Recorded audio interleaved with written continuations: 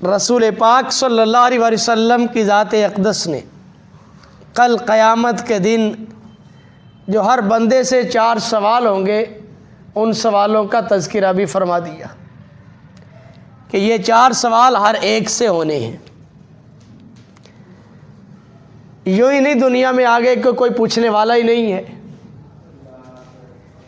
अगर कोई मुतालबा पूछना ही नहीं है तो फिर इम्तिहान किस बात का, फिर तो आदल नहीं, तवाज़ुन नहीं रहेगा। 4 सवाल होने हैं। यहाँ तक फरमाया कदम अपनी जगह से हट नहीं सकेंगे जब तक 4 सवाल ना कर लिए जाए।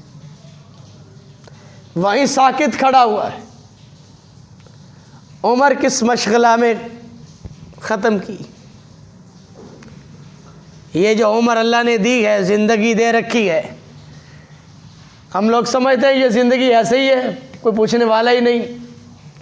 जहाँ चाहो घूमो फिरो, जहाँ चाहो ज़िंदगी गुजारो, जैसे चाहो इसे इस्तेमाल कर लो, कोई नहीं पूछेगा। लोग कहते हैं मेरी अपनी लाइफ है जी, मेरी अपनी ज़िंदगी है। तुम कौन होते हो मुझे कहने वाले? कौन होते हो पूछने वाले? भाई मालिक पूछेगा, कदम हिल ना सकेंगे। ये तो ज़िंदगी के बारे में सवाल है। और फिर ज़िंदगी का सबसे अहम जो मरहला है, जिसे शबाब कहा जाता है, जवानी, उसके मुतालिक मुस्तकिल अलग सवाल है कि जवानी दी थी, जवानी कहाँ खर्च की। ये जो जवानी अल्लाह ने दी है, ये वो बड़े बड़े काम करने के लिए जो बुढ़ापे में आदमी नहीं कर सकता। इबादत उस तरह कुव्वत से बुढ़ापे में नहीं कर सकता। किसी की खिदमत करना, किसी के काम आना, किसी के लिए चलना, मुशक्कत उठाना, ये जवानी के काम है। जवानी कहाँ खर्च करके आया है? ये जवानी लहवो लाभ में तो नहीं गुजारी। एक दूसरी जगह फरमाया कुरान करीम फुरकान हमीद में, आफ़ा हसिबतुम अन्नमा खलक़नाकुम आबासा, क्या तुमने गुमान कर लिया कि तुम्हें ऐसे फजूली पैदा किया है? व अन्नकुम इलैना ला तुरजाऊन, तुम हमारे पास आओगे नहीं, तुम्हें लौट के आना है। और ये सवालात होने हैं, मुझसे भी होने हैं, आप में से हर एक से ये सवाल होगा। किसी ने थोड़ी उम्र गुजारी है, किसी ने ज़्यादा गुजारी है, ये सवाल होना है। जब तेरी ज़िंदगी उरूज पे थी, जवानी थी, शबाब का आलम था, उस वक़्त तूने मेरे अहकामात को कैसे पूरा किया, या उन्हें पसे पुष्ट डाल के फिरता रहा?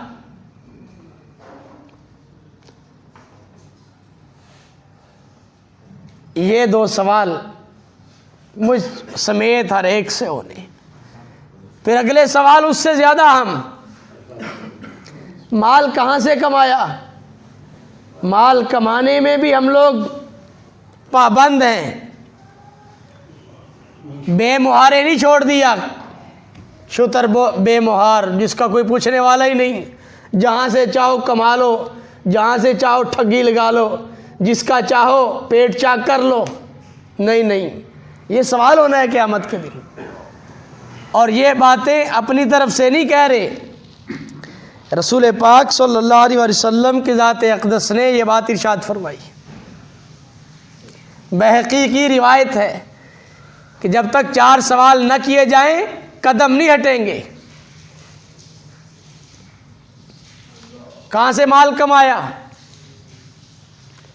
ज़राए आमदन क्या थे तुम्हारे? इतना माल कहाँ से आया? आज अगर FBR वाले पूछ ले, इनकम टैक्स की तरफ से आ जाए तो बंदा परेशान हो जाता है। बल्दिया की तरफ से आ जाए कि ये मकान का नक्शा पास है या नहीं, ये जो दुकानें कमर्शियल है बना के बैठे हो, तो ताल्लुकात ढूंढता है, कोई ताल्लुक वाला मिल जाए, वकला से मशवरा करता है कि मैंने पेश होना है, मैं क्या करूं, वहाँ कौन सा जवाब दूं। ये सारी तरतीबें और सारी चीज़ें सोचने में हम बड़े माहिर हैं, और इस तरफ ज़हन भी बड़ा चलता है। और रसूल पाक सल्लल्लाहु अलैहि वसल्लम की मुक़द्दस, मुतहिर और सबसे आला और सबसे अरफा ज़ात ये बात बयान फरमा रहे हैं कि माल कहाँ से कमाया था। ये सवाल उन्हें अल्लाह पूछेगा, कहाँ से माल कमाता रहा है। ये सिर्फ ये हुकूमतें नहीं पूछती, वहाँ भी पूछा जाएगा। आज तो लोग परेशान हो जाते हैं, भी ये कौन होंगे पूछने वाले जी, तुम्हारे ज़राए आमदन क्या हैं। और ये इसलिए पूछते हैं कि मालिक भी पूछेगा, इसलिए इधर ही तैयारी कर लो। तो वहाँ पूछा जाएगा कहाँ से माल कमाया, और फिर साथ ये सवाल भी होना है, ये नहीं कमाया सिर्फ पूछ लिया, और इस माल को खर्च कहाँ किया है। बहुत सारे लोग खर्च करने में समझते हम आज़ाद हैं, खर्च करने का हमसे पूछा ही नहीं जाएगा, जितना माल कमा लिया कमा लिया। खर्च करने में किसने हमसे पूछना है।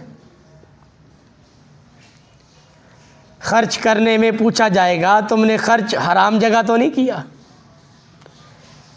कहीं नामो नमूद शोहरत के लिए तो खर्च नहीं किया,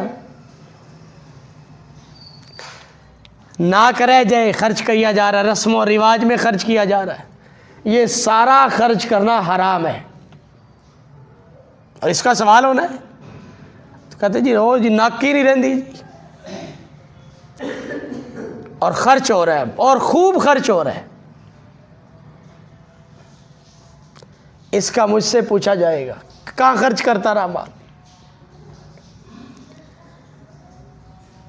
शोहरत के लिए कि लोग कहेंगे इतना मालदार आदमी था, और इसने और ये शादी की बच्चों की, और ये इसका तरीका अंदाज है। अजीब बात। हमारे साहिवाल मरकज़ के अमीर अब्दुल अरूफ उस्मानी साहब, उनके दो बड़े बेटे हमारे दोस्त थे, उन्होंने उन दोनों बच्चों की शादी की। हमें पता चला, मैंने उनसे बेतकल्लुफ़ी है, मैंने उनसे कह दिया कि जी आपने इनकी शादी की और हमें बताया ही नहीं जी, कोई बुलाया ही नहीं। तो वो फरमाने लगे कि भाई हम लोग आवाज़ लगा रहे हैं पूरी दुनिया में कि नबी की ज़िंदगी में कामयाबी है। हम लोग पूरी दुनिया में आवाज़ लगा रहे हैं कि नबी की ज़िंदगी में कामयाबी है। अगर हम ही मुखालफत करेंगे तो फिर क्या बनेगा। फरमान लगे मस्जिद में, मरकज़ में निकाह किया है और पुछवारे तकसीम कर दिए जो शरीयत का उसूल है, और अगले दिन 2 देगें पका के मरकज़ में रख दी थी। जो आता रहा वो खाता रहा, जो कोई आ गया मुसाफिर वो खा गया, बस वलीमा हो गया। ये पूछा जाएगा मुझसे आपसे कि भाई माल कहाँ से कमाया था, माल कहाँ खर्च किया है। हम पाबंद हैं, आज़ाद नहीं हैं, ना कमाने में आज़ाद है ना खर्च करने में आज़ाद है। ये सवाल हमसे होगा।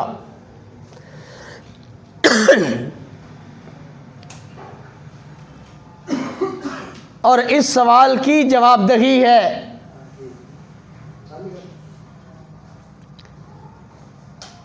क्या आया, इसराफ तो नहीं किया, तबज़ीर तो नहीं की। इसराफ कहते हैं फजूल खर्ची करना, और तबज़ीर कहते हैं गुनाह के कामों में खर्च करना। अल्लाह ताला फरमाते इन्नल मुबज़्ज़िरीन कानू इख़वान शयातीन। जो हराम के कामों में खर्च करने वाले हैं शैतान के भाई हैं। अब हराम की बड़ी तफसीलात हैं। और जहाँ खर्च करना हुक्म दिया गया वहाँ करते नहीं हैं। तो ये क़यामत के दिन ये सवालात हर एक से होने हैं, कदम अपनी जगह से हट नहीं सकेंगे।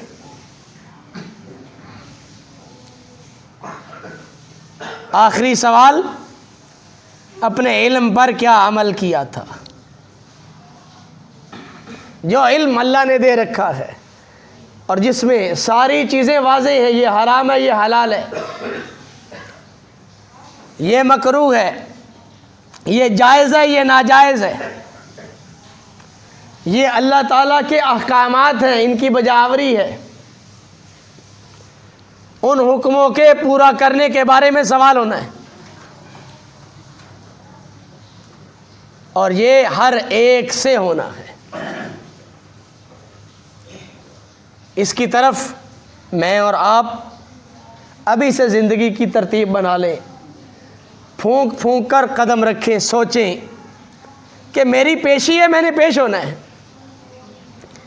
यहाँ तो मैं सारे असबाब पैदा कर लेता हूँ, अच्छा वकील कर लेता हूँ और जो जजेस हैं उनसे ताल्लुकात ढूंढ लेता हूँ कि ये जज के ताल्लुकात मरासिम किससे ज़्यादा अच्छे हैं। बड़ी दूर दूर तक सोच विचार करके यहाँ इन जजेस का सामना करना पड़ता है जो हुकूमत पाकिस्तान ने मुकर्रर की है। और वहाँ तो मालिक बराह रास्त पूछेगा। क़यामत के दिन कदम एक जगह से हट नहीं सकेंगे, चारों सवाल होने हैं और हर एक से होने हैं। उन सवालों को फिर दोहरा देता हूँ। पहला सवाल, अपनी ज़िंदगी कहाँ खर्च की। ये जो ज़िंदगी कह रहे हैं ना, मेरी मर्ज़ी, मेरी ज़िंदगी है जहाँ मैं मर्ज़ी खर्च करूँ, मैं जो मर्ज़ी करूँ जी। और किसी को समझाए तो कहता मौलवी जी दीन एडा तंग भी नहीं, एडी सख्ती नहीं हैगी। और वो हदीस बयान कर देते हैं फटाफट, ला इकराह फिद दीन, दीन में जबर नहीं है जी। और इतना पढ़ लिया दीन में जबर नहीं है, ये नहीं पढ़ा कि ये किस मौके पे बात इरशाद फरमाई कि तुम लोग किसी को ज़बरदस्ती इस्लाम में दाखिल नहीं कर सकते, इसमें जबर नहीं है।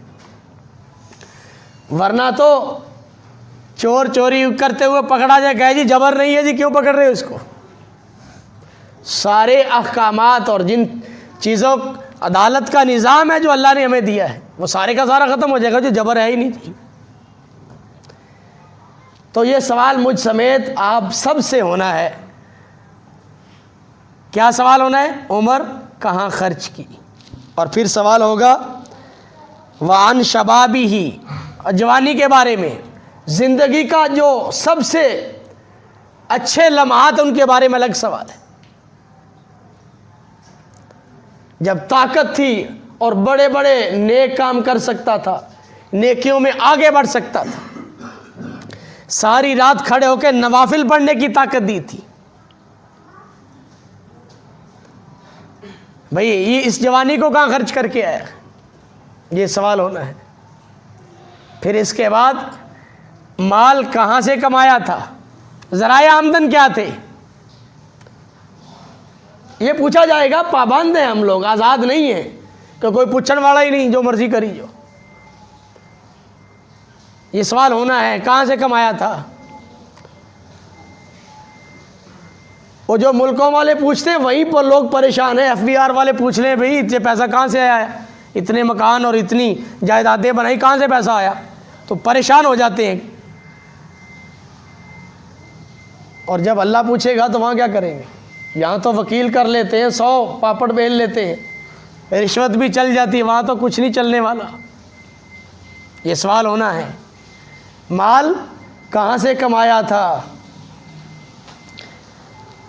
और दूसरा सवाल होगा माल कहाँ खर्च किया था। जैसे कमाने में पाबंद, ऐसे खर्च करने में भी पाबंद। और जहाँ खर्च कर रहे थे वो कोई हराम जगह तो नहीं थी। अब हराम को लोग नहीं समझते, वो कहते हैं जी कि गुनाह के काम में खर्च करना ये हराम है। नामो नमूद शोहरत के लिए, अपने आप को बड़ा बनाने के लिए खर्च करना, ये भी हराम है। कहते नहीं नक नहीं रहती जी बरादरी च, ये भी हराम है। रस्मों और रिवाजों पे खर्च करना, ये भी हराम है, और इसका मेरा मालिक मुझसे पूछेगा, वहाँ पता चल जाएगा फिर। और खर्च करने के जो अल्लाह ताला ने अहकामात दिए, गुराबा पे, मसाकीन पे, मसाजिद में, मदारिस में, जितने नेकी के शोबे हैं वहाँ खर्च करो। और जब ये खर्च किया हुआ जाओगे तो मालिक से इनाम पाओगे। जब मालिक पूछेगा मैंने दिया था, तूने खर्च तो मुझे वापस कर दिया, दिया भी मैंने था, तूने तो मेरे रास्ते में खर्च कर दिया, वहाँ इनाम व इकराम मिलने के चांस हैं। और जिन कामों में मैं और आप खर्च कर रहे हैं अपनी ख्वाहिशात के पीछे, ये वबाल बन जाएगा वहाँ पे।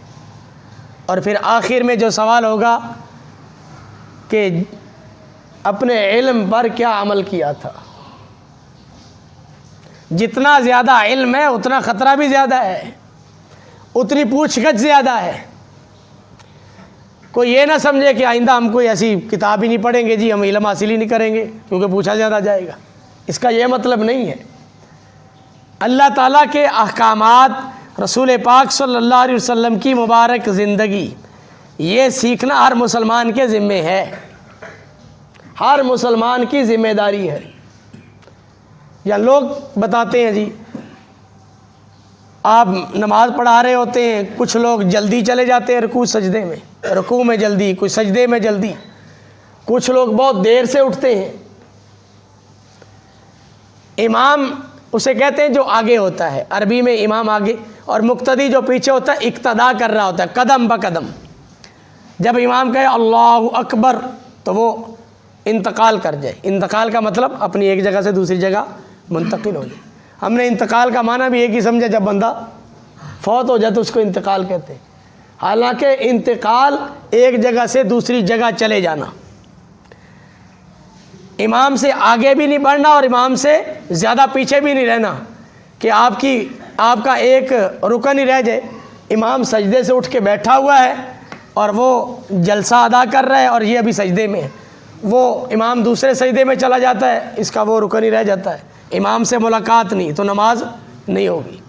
बाद लोग ज़्यादा बुजुर्गी समझते हैं, लंबे लंबे सजदे करते रहते हैं, इमाम सजदे से कब का उठ के वो रुकन अदा करके दूसरे सजदे में चला जाता है, वो सजदे में ही पड़ा हुआ है। लंबी नमाज़ें पढ़ना, लंबी इबादत करना, ये इनफरादी अमल है। हज़ूर अलैहिस्सलातु वस्सलाम की मुबारक ज़ात ने इरशाद फरमाया कि जब तुम में से कोई इमाम हो तो लोगों को हल्की नमाज़ पढ़ाए, ज़्यादा लंबी नमाज ना पढ़ाए। कोई बीमार है, कोई बूढ़ा है, ज़ईफ़ लोगों का ख्याल किया जाए, अपने नफल लंबे लंबे पढ़ो, लंबी नमाज़ें पढ़ो। तो आज की बात का ख़ुलासा ये है कि हम लोग पाबंद हैं, हम लोगों से सवाल किए जाने हैं। 4 सवाल हैं, ज़िंदगी का पूरी कहाँ लगाई, जवानी कहाँ लगाई, माल कहाँ से कमाया, माल कहाँ खर्च किया, और अपने इल्म पर क्या अमल किया। इसलिए जो बाकी मांदा ज़िंदगी है इसमें हम लोग फूंक फूंक कर कदम रखें और हलाल ज़राए इस्तेमाल करें और हलाल जगहों पे ख़र्च करें, और अपनी ज़िंदगी को भी रसूल पाक सल्लल्लाहु अलैहि वसल्लम के ताबे बन के चलें। अल्लाह ताला अमल की तौफ़ीक नसीब फ़रमाए। वाह।